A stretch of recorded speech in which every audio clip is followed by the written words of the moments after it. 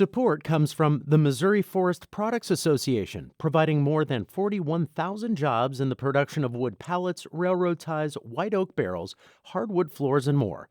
Details at choosewood.com. Welcome to St. Louis on the Air. I'm Sarah Fensky.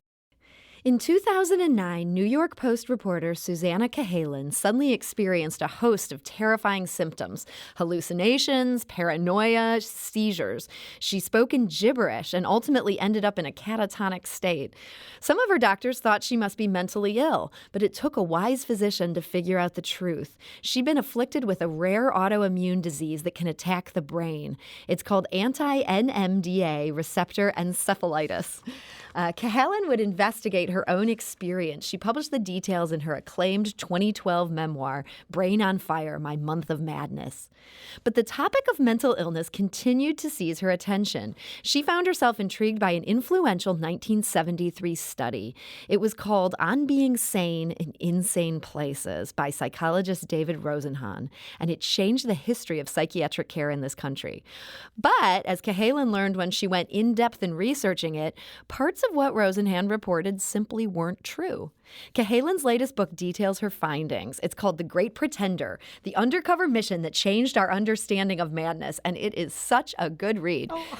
So, Susannah Cahalan, welcome to the show. Thank you so much for having me. It's such a pleasure to be here. And for those of you listening out there, do you have a question or comment about the way mental illness is diagnosed or treated in this country? You can give us a call at 314-382-8255. That's 382-TALK. Or you can send us a tweet at STL on Air, or email us at talk@stlpublicradio.org. Now, Susannah, you wrote this memoir about your own diagnosis, and this new book goes in a much different investigative direction. So what led you into this study by David Rosenhan? It came very much from a personal place, and it was born out of Brain on Fire. So in the aftermath of experiencing these symptoms of serious mental illness, I was hallucinating, I was psychotic, understandably in a way misdiagnosed. And as I emerged from that and wrote the book, I was inundated with, calls and emails, in contact from, various people who wanted to share. There were various levels. Some people wanted the same, were searching for a diagnosis and ultimately got a diagnosis based on reading my book. But there were other people who felt lost within the mental health system. And those were the ones who really stuck with me. And I started to ask certain questions like, what is mental illness? And what is the difference between what happened to me and someone who, say, is diagnosed with schizophrenia? And those questions started to percolate around the time I met a young woman who I met a doctor of a young woman who I would call my mirror image. Mm-hmm. She was hospitalized for 2 years on and off in a psychiatric hospital in North Carolina. And I actually went to her hospital and presented about my case and talked about autoimmune encephalitis. And while there, afterwards, a doctor came up to me and said, I think we have someone who might have what you have. And realizing that this patient there had been misdiagnosed. Yes, and she was tested, and she ultimately was misdiagnosed. And that made me question, what is mental illness? What do we mean by these terms? Yeah, here she is in an asylum, so to speak. And like you, it turns out she did not actually belong there. And it sounded like from in your book, although you're not quite sure what happened to her, that because it wasn't caught soon enough, it might have been a much worse outcome than what happened to you. Absolutely. In fact, her doctor described it to me in chilling terms. He said she would remain a permanent child. Oh, my God. I recovered fully. I was treated and diagnosed, et cetera, in a month. It took me a long time to recover, but I'm a very lucky case. In many ways, I'm a medical marvel. And I thought of all the people who, A, were being misdiagnosed, who had what I had, but also people who felt lost within the mental health system who didn't have my diagnosis and also didn't feel like they were getting the right answers. They maybe really belonged there, but they weren't getting treatment that was helping them. Exactly. So tell us about this study that you ended up getting connected with. It's such a fascinating study. Even if it turned out the whole thing was true, it would be a fascinating topic for a book. Absolutely, and that's how I went into this book. So around that time that I met this mirror image, I went out with 2 neuroscientists, and I told them the story about her. And one of them turned to me and said, "Oh, you're a modern-day pseudo-patient." And I didn't know what they meant by that. What's a pseudo-patient? What's a pseudo-patient? So that night, this woman sent me the study, and I opened it up, and I remember the title itself is so evocative, right? On being sane in insane places. It's almost biblical in its intonation, right? So I started reading it, and it's amazing. It's a daring experiment where 8 volunteers from various walks of life, a housewife, a painter, a professor of psychology, all these people went undercover in psychiatric hospitals around the country. And what they were doing was testing the nature of diagnosis and also reporting back about their experiences as patients, as pseudo-patients undercover. And, they all presented in the same way. They told doctors they only had one symptom. I hear a voice that says thud, empty, or hollow. It's so 1970s. It totally is. That's so funny. Yeah. And just based on that, however, all of them were diagnosed with serious mental illness. In fact, all but one with schizophrenia. The one remaining person was diagnosed with manic depression. And that was pretty embarrassing to the field at the time, I think. Yeah. So according to this paper, these people are in insane asylums for periods of time that in some cases go up to multiple weeks. Yes. And yet none of the doctors ever realize that they're sane. The people who get checked out, it's sort of presented that they have it under control, but no one's saying, you're a fraud, get out of here. Absolutely. And in fact, what's so funny about the paper, and again, the paper reads almost like fiction. But there's at one point various patients actually identified the pseudo-patients as fakers and said things like, you're a journalist undercover, or you're reporting about the institution. But not one staff member did the same thing. So you can see, this is quite an indictment of what the mental health system was at the time. Yes. What was the impact this paper ended up having? You can't really overplay the impact the paper had. It had subtle ways that continue to affect us today. On one level, it confirmed many of the fears that the lay public had about psychiatry and its institutions. And those were embodied in things like One Floor of the Cuckoo's Nest or Snake Pit, the film. There were a lot of exposés at the time about the horrors of your kind of local psychiatric hospital that were very much found, based in truth. They were warehousing people in terrible places, by and large.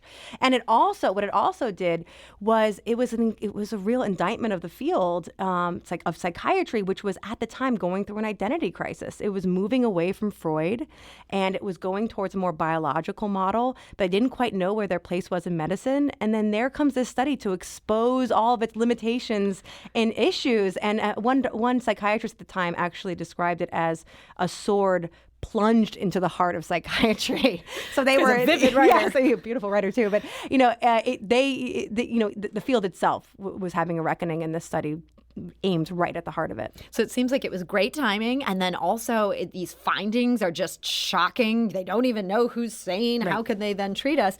But as you started to realize, this thing just doesn't add up. What was your first clue that, oh man, I think I'm actually onto a phony study? So it's really, it came in waves. So I first read this study.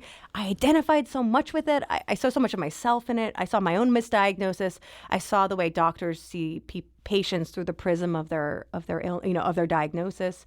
These are all things I related to, and they were beautiful. But as I started to dig deeper, and I got access to the ringleader of the study is a man named David Rosenhan, and I got access to his unpublished book, his diary entries, reams of correspondences that kind of chronicled his career at Stanford, where he was a psychology professor.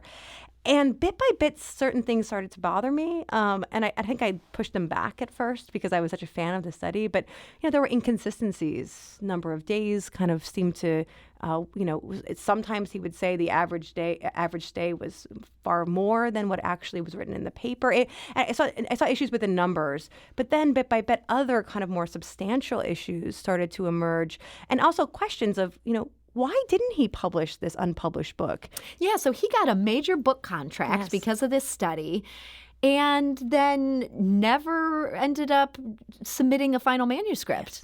What did you find about when he abandoned that book, how far he got? He was pretty much done with it. And it would have made him, he was already an academic celebrity. He was on a lot of TV programs, tons of radio shows. He was a media darling in a way because, it confirmed a lot of our feelings about what psychiatry was doing.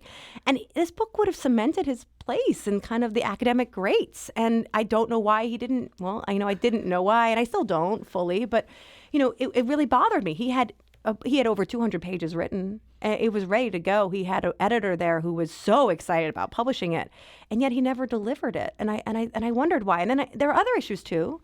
In his private notes, he kept the names of all the participants in the study.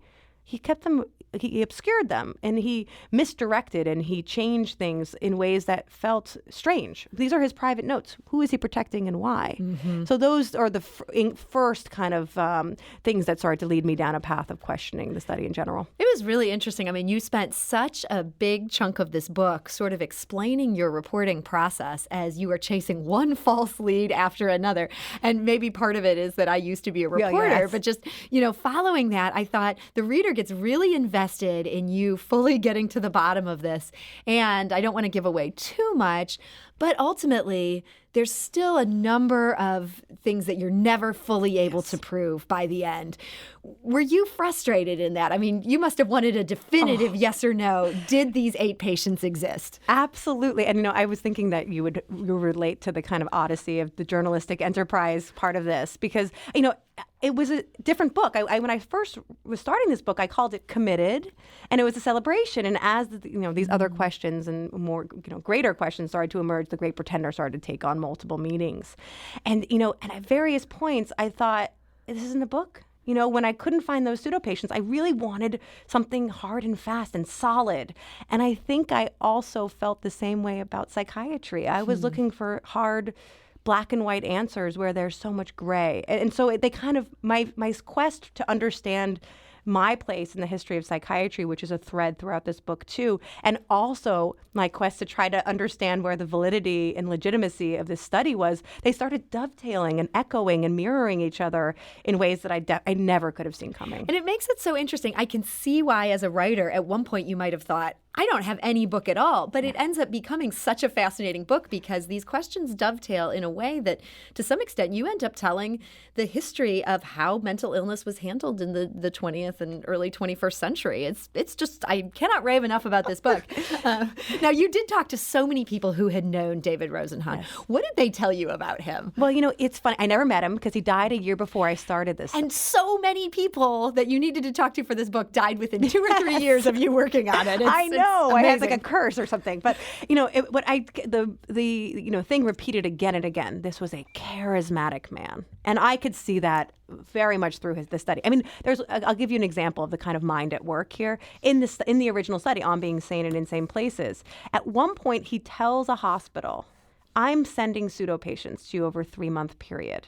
And you tell me, you find the pseudo patient, because they felt, it would never happen here. Yeah, we would catch this. Exactly. So they report back with 41 probable pseudo patients. And he reveals in this kind of wonderful line that he hadn't sent one. Not one pseudo patient. That's the kind of mind at work here. And he was funny, he was charming, and in a way he wasn't great looking, but he was very seductive. And his colleagues and his students are just, they kind of sounded like they were in awe. And I had a little bit of that too, especially in the beginning. And yet some of them became very suspicious that his things just didn't check out. This was someone who kind of played a bit fast and loose with the truth. It's interesting how their impressions, while they didn't do anything with him at the time, they clearly ended up feeding your suspicions. I mean, even his son, who loves his father and very much respects him, described his father to me as a storyteller. He's a raconteur, he's a storyteller, he was the life of the party. This is someone who I could see, when I started to reveal some of the issues, not many people were surprised. People didn't push back. Yeah. We're talking to author Susannah Cahalan. Her new book is The Great Pretender, The Undercover Mission That Changed Our Understanding of Madness. And she's in St. Louis to do a reading tonight at .Zac if people are interested in this topic. Now, you write quite a bit about how this movement that this study really helped speed up, it ended up dealing with the dismantling of insane asylums in the U.S. And today, you write, it's harder to get a bed in New York City's Belleville Hospital than to land a spot at Harvard University. At the same time that there's so many mentally ill people who could use help, maybe use a place of quiet refuge. Why do you think nobody has devised a system to replace the one that got thrown out? I mean, great question. I think there are a few things at work. I think that you follow the money. We have obviously not prioritized mental health care in this country. And I think part of that honestly comes back to some things like this study that vilified these hospitals, in some ways very fairly, because sometimes they deserved it. They were very bad places. Yes. In many cases. In many cases. But as I found in my book, the story might not be as simple as that. And, there was something that I discovered. I discovered someone who I refer to as the footnote, who revealed to me that maybe there's a more nuanced discussion. Maybe closing down these hospitals was not just the right answer to do. We had to do something, but that maybe wasn't the right thing. And I think if you follow the money and also follow public opinion, you find your way to where we are now. And it's interesting because all these problems were exposed at these institutions that in many cases were very bad. And yet, as you write today, the people who ended up there back in the day, now we're sending them to jail. And what we're doing in jail is in many ways even more barbaric in the treatment of these people. That was horrifying to me. This whole odyssey of learning how many people are in our prison and jail systems who suffer from serious mental illness was disgusting. I couldn't believe where we are today. And in many ways, I write about Nellie Bly, right, who was this amazing reporter who went undercover in a women's asylum in the 19th century. And she describes a horror show. I mean, bathed in a bathtub with dead vermin and feces. They didn't change the water for all the new patients. Really disgusting, sick things. But then I talked to a man named Craig Haney who's a prison reform expert, and he tells me what's going on in Arkansas, et cetera. And it sounds like that. It's disgusting. And so, when you hear the horror stories of people who are very sick and end up in probably the worst places to handle them, it was a real education for me that I was just not aware of. Now, you're a WashU graduate, and just for our local audience here in our last couple minutes, WashU makes a cameo in this book, and the psychiatrists there were this really influential group. Yeah. Do you think that your alma mater comes off on the right side of history in this debate? That is a great question. Okay, well, so WashU was kind of a hotbed of anti-Freudian, psychiatrists who called themselves neo-Kreplins. Kreplin was kind of the first to create a diagnostic criteria, and he was the first to describe what was called dementia praecox, which we now call schizophrenia. And they loved this kind of push to medicalize psychiatry. They hated the kind of wishy-washy sensibility of Freud, which I in many ways, I admire. You think they were right about that part? I do, in some ways. And I do, but I also think that, when you have an extreme reaction and you start to push away against the past, if you leave everything behind, you're probably making a mistake. There were things that, in the therapy, in the idea of care, in the more kind of wishy-washy parts of the clinical experience and the clinical relationship that I feel like were left behind. And some of the WashU contingent were involved in that for sure. That's interesting. How do you go from graduating from WashU to working at the New York Post? It seems like a really unusual trajectory. Oh, well, I started working at the New York Post when I was 17. I started as an intern there, and so you never had this left. Even going in as an undergrad. Yes. You had your tabloid connection. I did. And I'm a tabloid girl, through and through. I mean, I loved kind of cutting my teeth at a place where the most famous headline is headless body and topless bar. And do you feel like the reporting skills that you gained on that job, they must have been great preparation for this kind of investigation where you're going down so many rabbit holes? Absolutely. It gives you a little bit of a fearlessness. These were huge topics and a lot of personalities, and there were thorny issues. I think one historian says that the history of psychiatry is a minefield. And I found that to be the case, but the Post, it kind of shapes you into someone who you'll knock on any door, you'll talk to any person, and so I'm very grateful for that education. And it felt like you were able to call foul on the places that needed to call foul because you were coming at this as an outsider. You weren't beholden to the people in power. That seems like a real tabloid trick right there, too. That's so smart. It's so interesting that you pointed that out, because one psychiatrist who I very much respect, named E. Fuller Torrey, wrote me that. He said, this is a great book for a layperson who doesn't come in with all the preconceived notions that we have that are wrong. And I do feel like, as an outsider, but also an insider who has been misdiagnosed, so I have my own biases, I was able to kind of poke at things maybe that people take for granted. That's Susannah Cahalan. Her new book is The Great Pretender. She'll be reading at .Zac this evening at an event that's also hosted by Left Bank Books. If you want information on that, you can find it on our website or on theirs. So, Susannah, thank you so much for joining us today. Thank you so much. It was a pleasure. This is St. Louis on the Air on St. Louis Public Radio, 90.7 KWMU.